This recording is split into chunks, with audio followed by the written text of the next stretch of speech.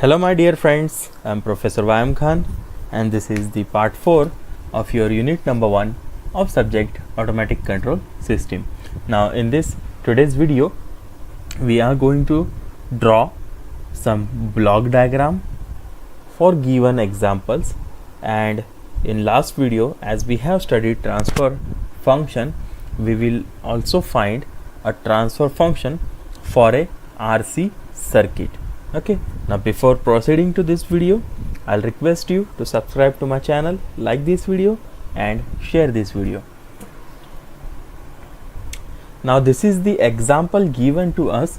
This is a kind of physical example which is given to us, and this example is to be converted into a block diagram. इसको हमको क्या करना है, एक block diagram में convert करना. Since in last video we have studied generalized control system, then on the basis of that particular generalized control system, today we will draw a block diagram for this given example. Now what is the given example? It says draw a block diagram of control system in which door automatically opens when a customer come near it.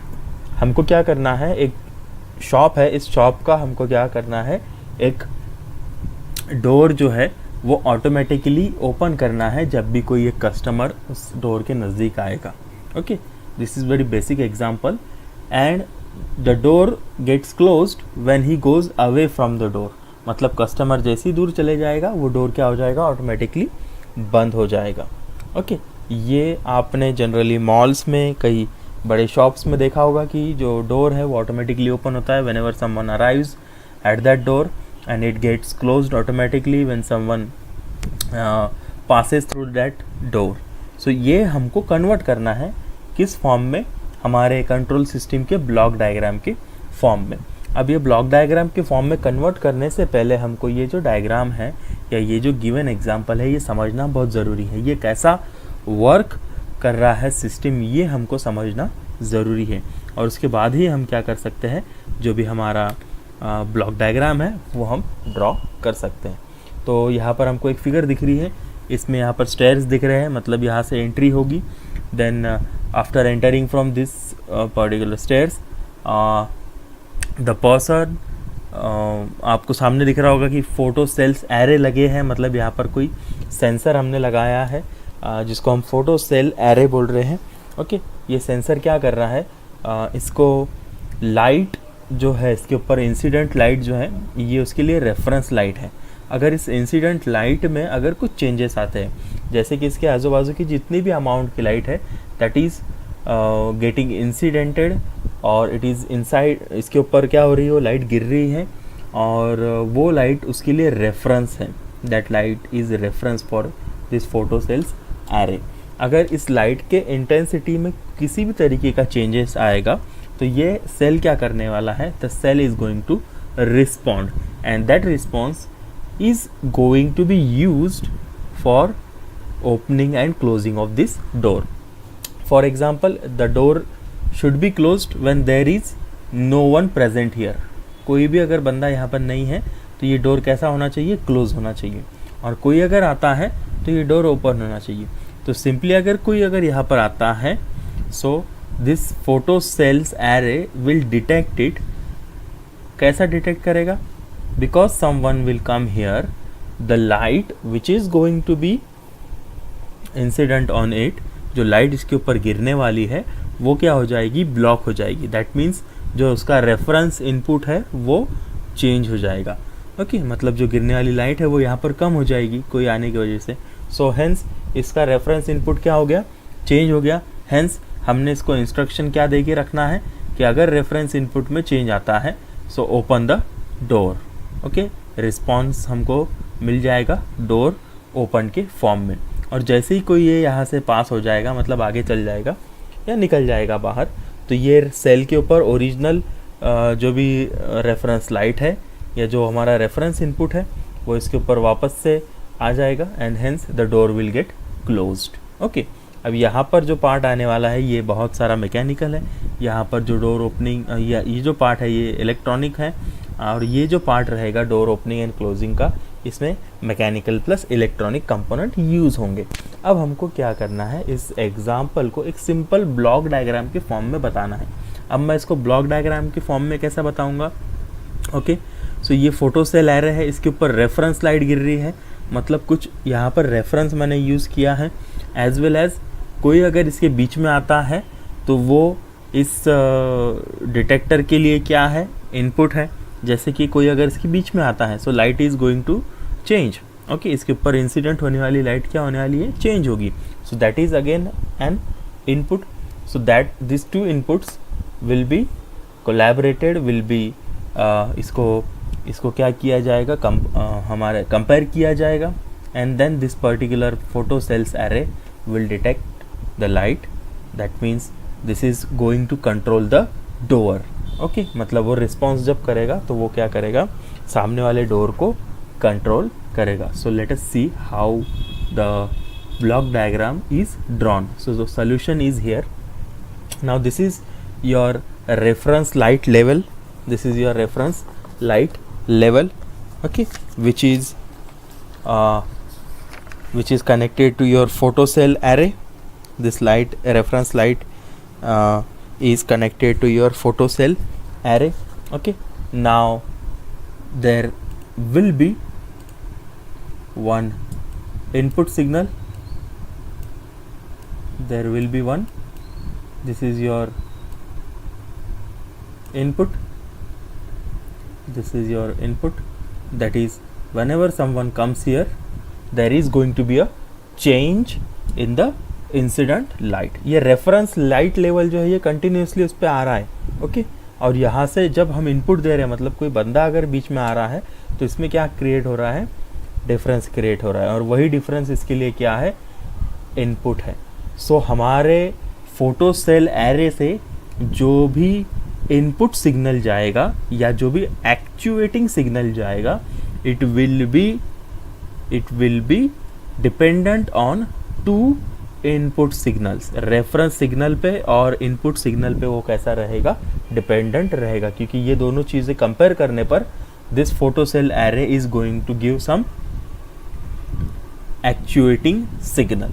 Okay, now यहाँ पर एक electronic circuit है। This electronic circuit will be used to control the door, so that's why it is called as controller. Okay, and with the help of this electronic circuit we will open and close the door, so that is your plant. Okay, and this opening and closing of door will give us the output in the form of opened or closed door. इस electronic circuit के लिए जो भी input है वो है हमारा actuating signal, जो आ रहा है हमारे फोटो सेल एरे से with the help of reference light level and with the help of your input level. Actual light जो उसके ऊपर गिरेगी, दिस विल बी द, ये रहेगा हमारा एक्चुअल लाइट। ओके, ये गिरने वाला है इसके ऊपर actual light. Okay, this actual light will be compared with the reference light. This photocell array will generate an actuating signal which will activate the controller. Okay, this controller will enact to that actuating signal and it will either open or close, okay, the door. Okay, it will open, it will generate an signal to open or close the door. So if the signal is open, then this plant is going to get activated. That means the door is going to get opened. So this is the simple block diagram of given physical system. Okay, let us discuss another a little bit more. Now before going to that, this one is an open loop system. Okay, this is an open loop system. ये open loop system है क्योंकि इसमें किसी भी तरीके का feedback use नहीं कर रहे हम। हमको पता है कि डोर कितना ओपन हो रहा है या कितना क्लोज हो रहा है, इट इज़ नॉट नेसेसरी, ये हमको यहाँ पर रिक्वायर्ड नहीं है। ओके, हमको क्या सिग्नल जनरेट करना है, जस्ट ओपन द डोर और क्लोज द डोर। ओके, हमको ये नहीं पता करना है कि इतने एंगल से खुला है, इतने डिग्री से ओपन हो रहा है, ओके, इतना ओपन हुआ है, इतना वाइड ओपन हुआ है, इतना कम वाइड ओपन हुआ है। That is not our concern here right now. Okay, that's why there is no feedback present here. So this is an open loop system, control system. Let us discuss another control system. This is a bottle refilling plant. अब इसमें क्या बोला है, consider the system described below and draw the block diagram. State whether it is a closed or open loop with reason. The system is a bottle filling plant on a conveyor. ये क्या है, एक conveyor है, ये belt दिख रहा है यहाँ पर। Okay, this is a conveyor belt, ये जो ब्लैक कलर का दिख रहा है। एंड इसके ऊपर हम क्या कर रहे हैं कि बॉटल फीलिंग कर रहे हैं, ये कुछ लिक्विड है वो उसके अंदर फील हो रहा है, and that bottles are passing on the next stage. Okay, so the bottles are getting filled with specified volume, then a new bottle will replace old bottle, mention your assumption specifically. Okay, अब सबसे पहली चीज़ तो ये working हम समझ के लेंगे। देखो, ये कन्वेयर है जो क्या कर रहा है, इन बॉटल्स को आगे पास कर रहा है। यहाँ पर थोड़ा सा डिप्रेशन दिया है for proper placement of the bottle ठीक से बैठना है, इसके लिए यहाँ पर थोड़ा सा डिप्रेशन दिया है। यहाँ से जो भी लिक्विड है वो लिक्विड क्या हो रहा है, इसके अंदर स्प्रे हो रहा है या फील हो रहा है। ओके, और ये एम्प्टी बॉटल्स इधर से पास होंगी, एक एक करके यहाँ पर आएंगी, यहाँ भरी जाएंगी, और यहाँ से क्या होने वाली है, पास होने वाली है with the help of same conveyor belt. So these are the filled bottles, empty bottles, and this bottle is being filled. Okay, this is your liquid. पहली चीज़ तो हम डिसाइड करेंगे whether it is a open loop और a close loop system. देखो, यहाँ से bottle in हो रही है और इन बॉटल्स में लिक्विड क्या किया जा रहा है, फील किया जा रहा है। ओके, और ये बॉटल्स आगे चले जा रही है। अब यहाँ पर कोई भी हमको ऐसा सिस्टम या इंडिकेशन नहीं दिख रहा कि जो बता सके कि इस बॉटल में कितना लिक्विड भरा है। Okay, there is no indication, so there is a chances of spillage, मतलब कुछ स्पिलेज हो गया, कुछ ज़्यादा गिर गया, कुछ कम गिर गया लिक्विड, कुछ आजू बाजू में गिर गया because of some misplacement of bottle. So that is not being recorded, वो रिकॉर्ड नहीं किया जा रहा है। Okay, that's why this is not having any kind of feedback detection system. इसमें किसी भी तरीके का फीडबैक नहीं है। So this is an open loop system. Okay, this is not a closed loop और फीडबैक कंट्रोल सिस्टम। ये चीज़ तो पहली हो गई क्योंकि यहाँ पर किसी भी तरीके का एरर डिटेक्टर नहीं है। Okay, so first thing is clear whether it is open or closed. So this is a open loop system. The system is a bottle filling plant on a conveyor belt. Each bottle is to be filled with specific volume. हर एक bottle को specific volume से fill करना है। तो अब इसको हम क्या करते हैं कि इसको ब्लॉक डायग्राम में कैसा रिप्रेजेंट किया जाएगा वो देखते हैं। Okay, so this is a simple representation of this physical system. देखो, यहाँ से एम्प्टी बॉटल इन होगी, this is our input, first input empty bottle in होगी। With the help of reference command to move the conveyor belt will move this bottles one step. यहाँ पर हमारा input है empty bottle, our input is empty bottle. Okay, अब empty bottle को conveyor belt क्या करने वाला है, एक एक स्टेप आगे करेगा।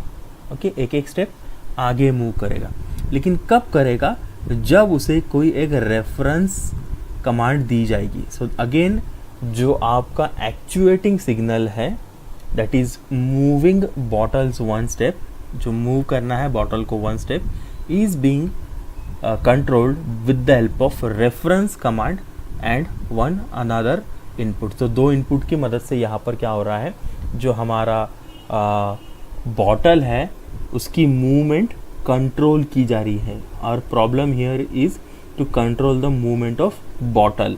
उसमें कितना लिक्विड भरा जा रहा है, क्या हो रहा है, वो हमारा यहाँ पर नहीं दिया है। हमको कंट्रोल क्या करना है, बॉटल आगे जाने का plant. So that means we have to control the conveyor. So this is your conveyor belt that is being control, और ये हमारा कंट्रोलर है सिंपली। ये क्या करेगा, बॉटल को एक स्टेप आगे सरकाएगा। As soon as the bottle is detected below that liquid pipe, so the liquid will get released और रिलीज़ किया जाएगा, और जो बॉटल है वो आगे मूव कर दी जाएगी. दैट मीन्स द स्टार्ट और stop button will get actuated and the bottle will get filled. So this is your output. So filled bottle is your output, empty bottle is input.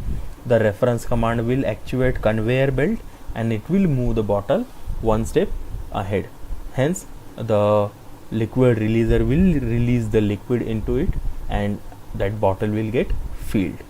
So this is your physical, this is your block diagram representation of the physical system.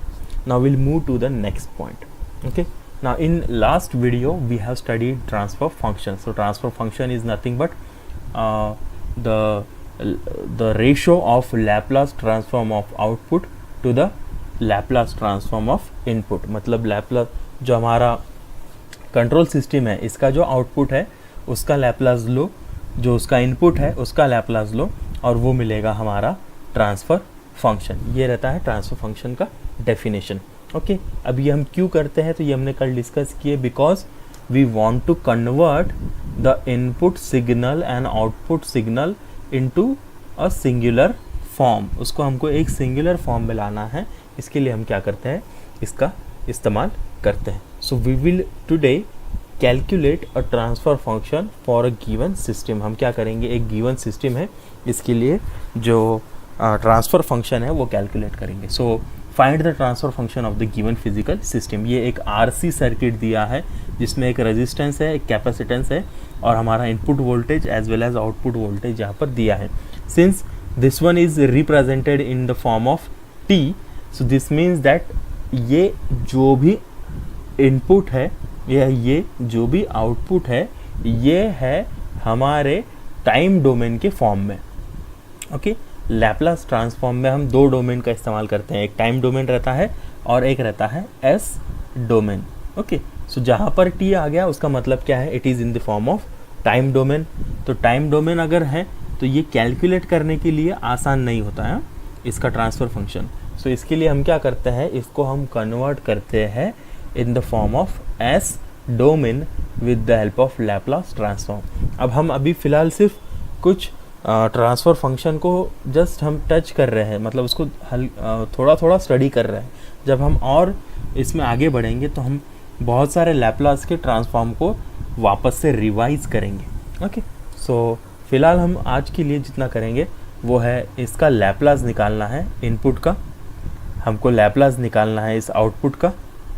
Okay, इस दोनों का ratio लेना है जिसकी मदद से मुझे क्या मिल जाएगा, मेरा transfer function. So for this particular physical system we apply Kirchhoff's voltage law to this circuit. KVL हम यहाँ पर अप्लाई करेंगे. So according to KVL, VI of t, that means your input is equals to resistance into current, that is your Ohm's law. V is equals to IR plus 1 by C, that is your capacitance, 1 by C integration of i of t d T. ये है हमारा we आई के लिए का equation. We आई के लिए जो equation हमें यहाँ पर मिल रहा है, this is it. Okay, so v i of t is equals to R into I of t plus 1 by C integration of i of t d t. So consider this as a equation number 1 and the equation for output will be VO of t equals to, since this is on the other side, the VOT is only dependent on this particular right hand side circuit. So that's why 1 by C integration of I t of dt, I t of dt. So this is your equation number 2. Okay, now हम V of t divided by V I of t अगर ले ले तो हमको मिलेगा gain. Okay, और उसी gain को अगर हम लैप्लास में कन्वर्ट कर दे तो हमको मिलेगा transfer function. So instead of working in the time domain we move to the s domain by applying the Laplace transform on equation number 1 and on equation number 2. By assuming zero initial conditions we obtain the following equations. Okay, now this Vi of t gets converted in the form of Laplace transform to r I of s plus 1 by s c I of s। देखो हमको Laplace का transform यहाँ पर समझना बहुत ज़रूरी है। Laplace के ट्रांसफॉर्म में कैसा जो आई ऑफ टी है वो 1 बाय एस कैसा हो जाता है, या 1 by S I of S कैसा हो जाता है, वो सब चीज़ें हमको एक बार रिवाइज करना बहुत ज़रूरी है।